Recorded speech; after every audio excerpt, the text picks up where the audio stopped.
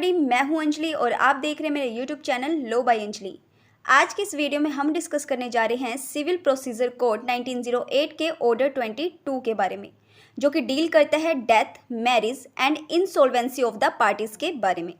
ये order simply ये बताता है कि अगर किसी सूट की प्रोसीडिंग के दौरान किसी पार्टीज की डेथ हो जाती है या किसी पार्टी की मैरिज हो जाती है या कोई पार्टी जो है उनमें से इंसॉल्वेंट हो जाता है, तो क्या वो सूट वहीं पर ख़त्म हो जाएगा या फिर वो सूट आगे कंटिन्यू किया जाएगा। अगर वो सूट ख़त्म हो गया तो बात वहीं ख़त्म हो जाती है, लेकिन अगर सूट कंटिन्यू होगा तो उसका क्या प्रोसीजर रहेगा, क्या उन जो बाकी सर्वाइविंग जो पार्टीज बची हैं क्या उनको रेमेडीज़ प्रोवाइड की जाएंगी या फिर नहीं की जाएगी, आगे का क्या प्रोसीजर रहेगा, उसके बारे में ऑर्डर 22 बताते हैं। सबसे पहले जानते हैं ऑर्डर 22 के इंट्रोडक्शन के बारे में। सीपीसी का ऑर्डर 22 सिंपली बात करते हैं कि अगर किसी पार्टी की डेथ हो जाती है, मैरिज हो जाती है या फिर कोई पार्टी जो है इंसॉल्वेंट हो जाता है किसी सूट की प्रोसीडिंग के दौरान, तो यहाँ पर क्वेश्चन ये अराइज होता है कि क्या डेथ, मैरिज और इंसॉल्वेंसी ऑफ पार्टीज के कारण क्या वो सूट जो है ख़त्म हो जाएगा, उस सूट की पार्टीज़ का क्या होगा और क्या जो बाकी की सर्वाइविंग पार्टीज़ जो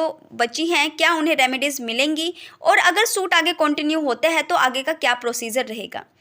ऑर्डर 22 के अंदर टोटल 12 रूल्स दिए गए हैं। रूल 1 से लेकर 6 और 9 और रूल 10A बात करते हैं डेथ ऑफ पार्टीज़ की, और रूल 7 बात करता है मैरिज ऑफ पार्टीज़ की, और रूल 8 बात करता है इंसॉल्वेंसी ऑफ पार्टीज़ की। सबसे पहले ये जानते हैं कि रूल 1 से लेकर 6, 9 और 10A किसकी बात करते हैं। ये बात करता है कि अगर किसी सूट प्रोसीडिंग के दौरान किसी प्लेंटिफ की अगर डेथ हो जाती है तो सूट ख़त्म होगा या फिर नहीं होगा, और अगर ख़त्म नहीं होगा तो उस सूट का क्या प्रोसीजर रहेगा। इस ऑर्डर में पहली बात तो ये कही गई है कि अगर किसी प्लेंटिफ या डिफेंडेंट की डेथ हो जाती है किसी सूट प्रोसीडिंग के दौरान, तो फिर प्लेंटिफ की डेथ या फिर डिफेंडेंट की डेथ कारण नहीं होगा उस सूट को ख़त्म करने के लिए। मतलब अगर किसी प्लेंटिफ और डिफेंडेंट की मृत्यु हो जाती है तो वहाँ पर सूट ख़त्म नहीं होगा अगर वहाँ पर राइट टू स्यू सर्वाइव कर रहा है तो।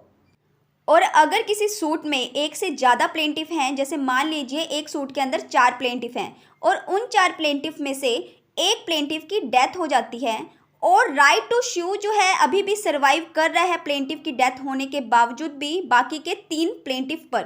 तो फिर कोर्ट क्या करेगी, एक स्टेटमेंट जो है उस डेथ के रिगार्डिंग एक स्टेटमेंट नोट करेगी और बाकी के जो सर्वाइविंग प्लेंटिफ बचे हैं उनके साथ सूट को आगे प्रोसीड करेगी।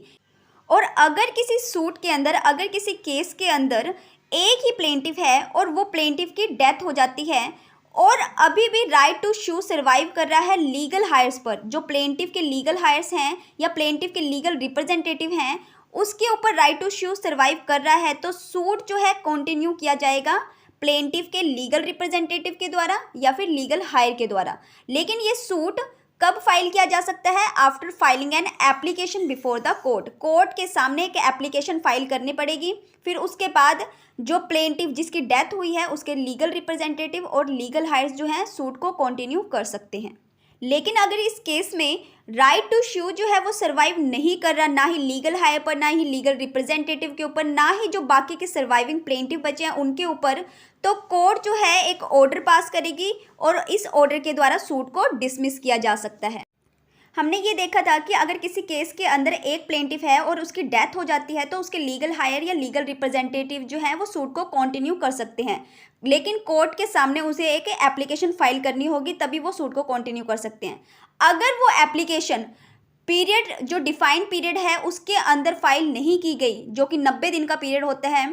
अगर 90 दिन के अंदर वो एप्लीकेशन फाइल नहीं की जाती तो फिर वो मैटर जो है वो वहीं पर ख़त्म हो जाएगा। लेकिन इस ऑर्डर को भी सेट असाइड करने के लिए एक एप्लीकेशन दी जा सकती है, लेकिन वो एप्लीकेशन भी प्रिस्क्राइब्ड लिमिटेशन के अंदर ही दी गई होनी चाहिए। और नेक्स्ट पॉइंट ये कह रहा है कि अगर प्लेंटिफ की डेथ हो जाती है जजमेंट आने से पहले, जजमेंट के प्रोनाउंस होने से पहले अगर प्लेंटिफ की डेथ हो जाती है और वो डेथ होती है after the trial of the suit,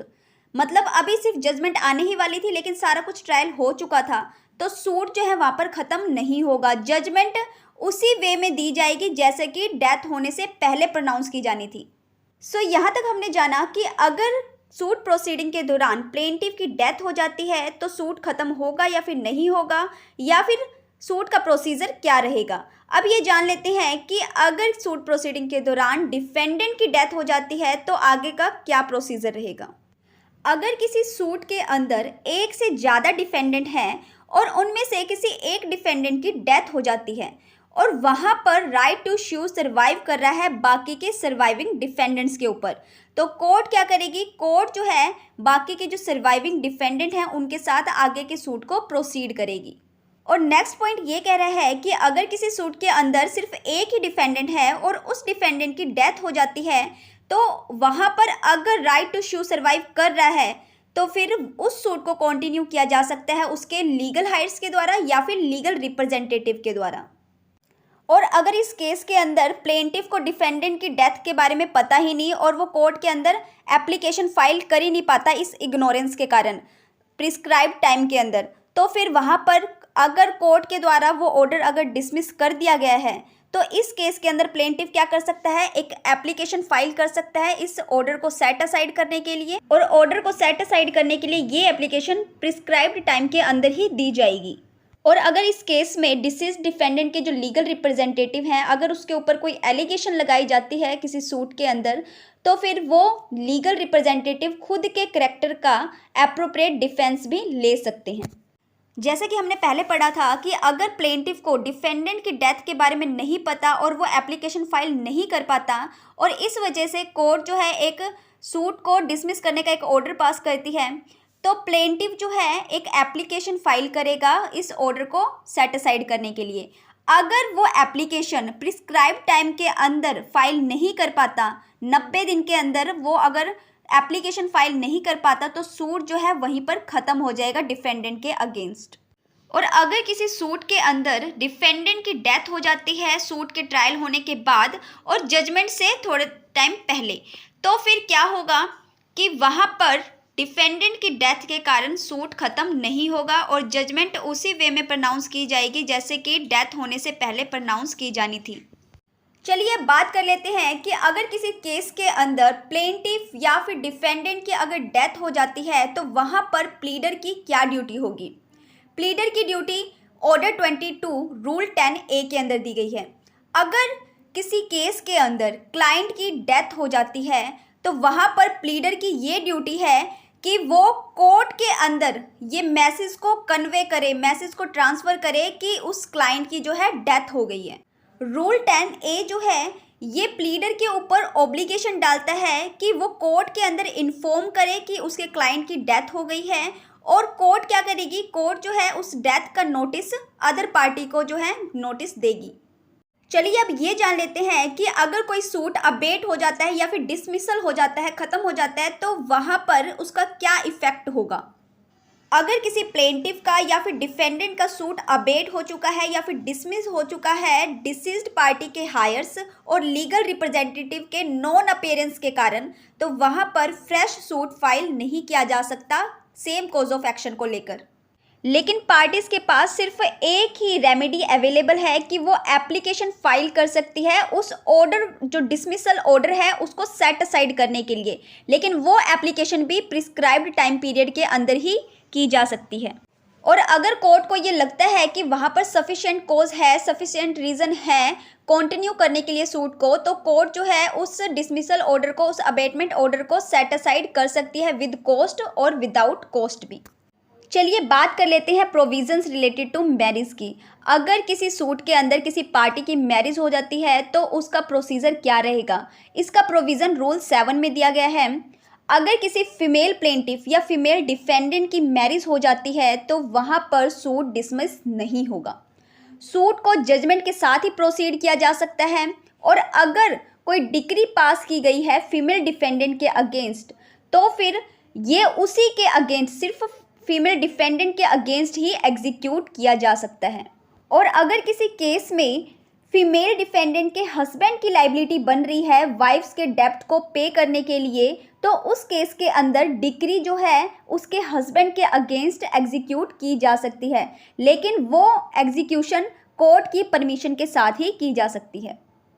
next है प्रोविजंस रिलेटेड टू इंसॉल्वेंसी। अगर किसी सूट प्रोसीडिंग के दौरान कोई पार्टी इंसॉल्वेंट हो जाता है तो उसका प्रोसीजर क्या रहेगा, इसका प्रोविज़न रूल 8 के अंदर दिया गया है। अगर किसी सूट के अंदर प्लेंटिफ जो है इंसॉल्वेंट हो जाता है तो सूट वहाँ पर ख़त्म नहीं होगा, सूट को कंटिन्यू किया जा सकता है उसके रिसीवर के द्वारा या फिर उसके असाइनी के द्वारा।